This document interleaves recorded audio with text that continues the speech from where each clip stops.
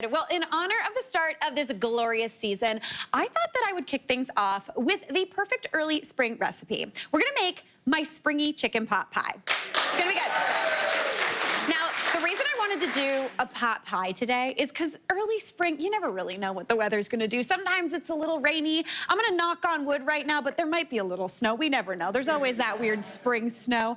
So you want something that's comforting and warm and delicious, but also with the flavors of spring. So this is gonna be packed full of green. It's gonna be bright and delish, and it's super simple to make. It's a one-pot meal, which is always a dream, because who wants to spend time in the kitchen doing dishes when outside is nice? No one. So the first thing we do is we want to get to work on bacon. Even though this is chicken pot pie, bacon is a key ingredient here because that's going to give such good flavor to the rest of this dish. So I've got 4 strips of bacon in this pan, and whenever I'm cooking bacon, I start it in a cold pan. So I popped those chopped up bacon strips into my cold pan, then I turned it onto medium heat. I bring that up, all that fat renders out, and then the bacon crisps up. Even if I'm doing bacon for a crowd, when I do it in the oven, I start it in a cold oven, then I turn the heat on. That's gonna give you perfect bacon every single time.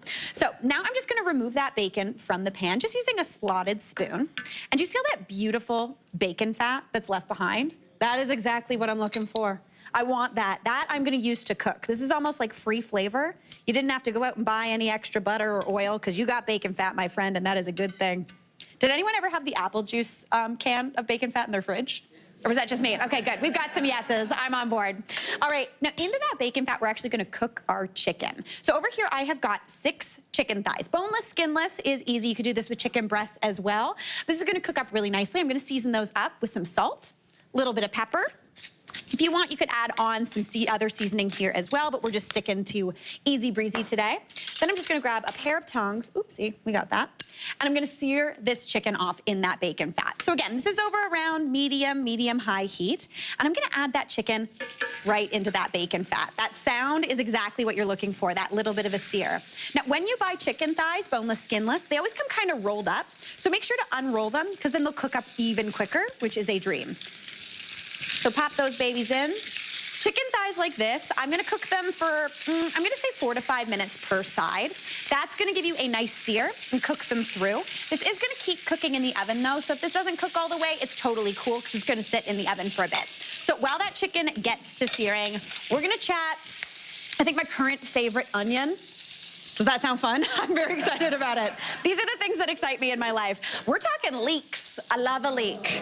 This is like a springy, beautiful, delicious onion. It's really soft in flavor, and it kind of looks punk rock, especially when you get it with that like tall green side. It kind of looks like it's in a punk band.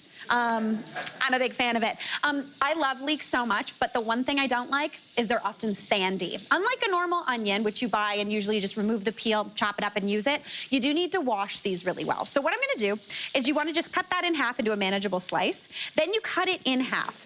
How a leek grows is it grows up through sand. So sometimes within these beautiful layers, you get little bits of sand. So see that little bit of dirt and stuff like that? We don't want that. That's not what we want. That will be like a weird crunch in this pie, not what we're going for. So what I like to do is slice it up before I even wash it to get it all prepped and good to go. Then what you wanna do is get a big bowl of water. Just tap water is good. Then you wanna pop those leeks into that water. So pop them on in, I've already got some in here. Then give them a good agitation. You wanna stir them around because that's gonna help all of that dirt release and kind of sink to the bottom of the bowl. Now, unlike if I was washing something else, sometimes you would just strain this through a strainer. I don't like to do that because then all of the sediment that's stuck on the bottom is just gonna get back onto those leeks. We don't want that. So what I like to do is actually scoop them out of this water. So just set them aside, let them do their thing. I'm gonna remove this chicken from the pan though. It's got a good sear on that one side. We would flip it over. Uh-oh, she's not quite seared. Guys, we are gonna shred this later, so it's okay if the chicken falls apart like mine is about to. Let's give it a go. Perfect. So you would keep searing this until it's nice and golden brown. But again, that smell of that chicken and bacon together, absolutely beautiful. And into there, with that additional little bit of chicken schmaltz, with that bacon fat, you're gonna cook those beautiful leeks. But I'm gonna add in a little bit of additional flavor because I love butter, so I can't say no. So I'm going in with about a tablespoon of butter right into that pan.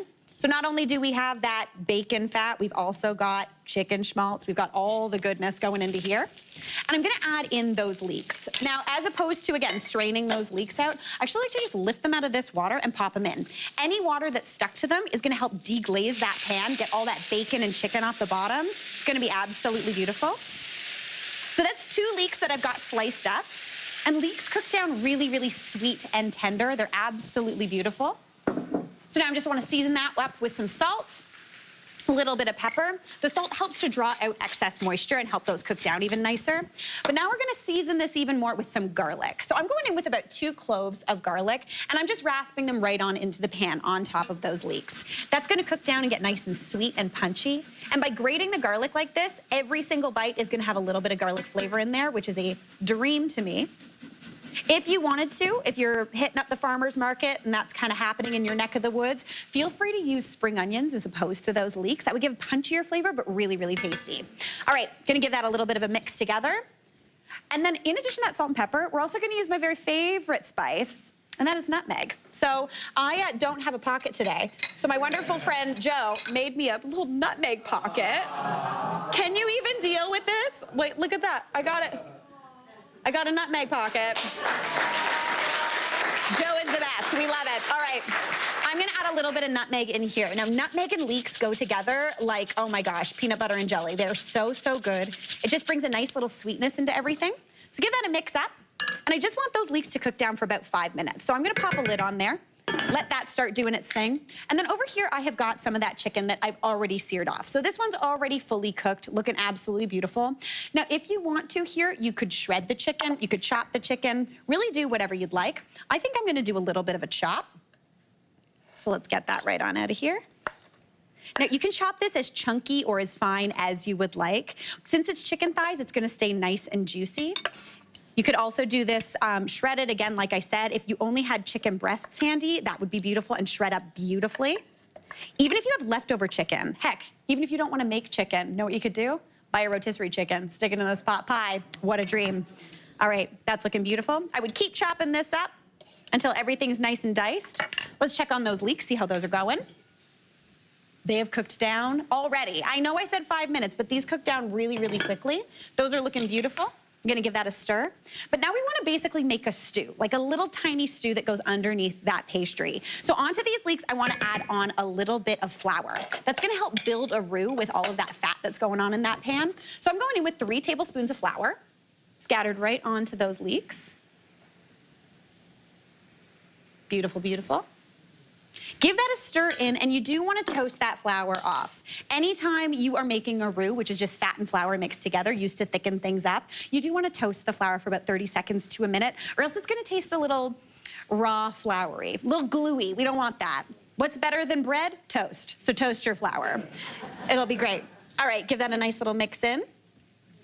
Now, I want to deglaze the pan, and we are gonna start off, you could just go straight chicken stock if you want, but we're gonna add a little bit of wine in here, because why not? We're celebrating spring. About half a cup of a dry white wine. Whatever you've got hanging out in your fridge is perfect. That's just gonna bring all of that little golden brown deliciousness off the bottom. Was that more than half a cup? Yes. Am I mad about it? No. It's gonna be fine. It's gonna taste delicious. All right, now into there, we're also going in with some broth. I've got some hot chicken broth here. We're going in with about 1.5 cups of that. Add that on in.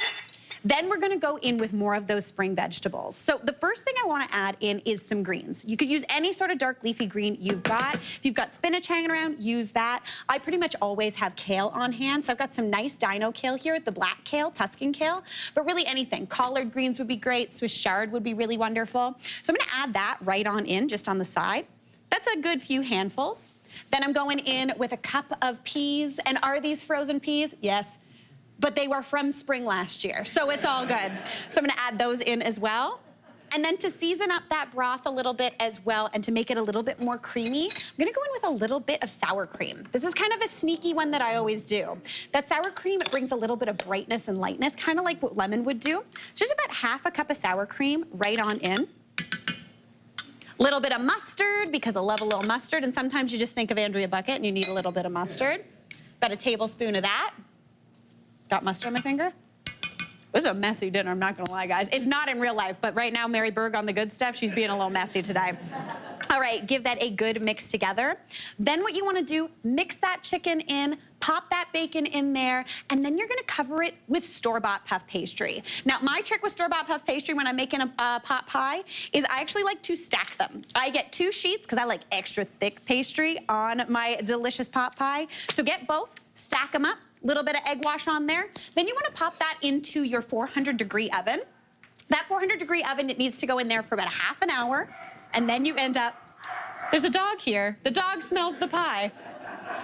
If you at home didn't hear, there's a dog here. You get the most beautiful looking chicken pot pie that you've ever seen. It's crispy, crunchy. That crust is beautiful. The inside, the kale, absolute stone cold stone. Hey, Mary here. What did you think? Drop your comments below and don't forget to like and subscribe for more of the good stuff.